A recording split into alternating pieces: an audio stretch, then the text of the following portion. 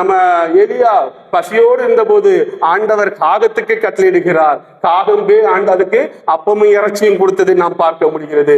எப்படி இந்த ஞானம் வந்தது? அப்படியே கீழ்ப்படுகிறது. எது மனுஷனை தவிர மீது எல்லாம் கீழ்ப்படுகிறதை நானே பார்த்து ஆச்சரியப்பட்டேன். யோனா வயிற்றில் இருக்கும் பொழுது மீனுக்கு கட்டளையிடுகிறார். அது உடனே அதை கத்துறதை பார்க்கிறோம். ஒரு ஆமணக்கு செடி உண்டாகட்டும் என்று கட்டளையிடுகிறார். அது உடனே ஆகிறது. அதே போல ஒரு பூச்சியை உருவாக்கி அதை அரிச்சு போடுவதற்கு கட்டளையிடுகிறார். எல்லாம் சொன்னது இயற்கை. அவருடைய வார்த்தைக்கு அப்படி இது நான் சொல்ற 2-3 எக்ஸாம் இன்னும் நிறைய இருக்கிறது வேதத்துல.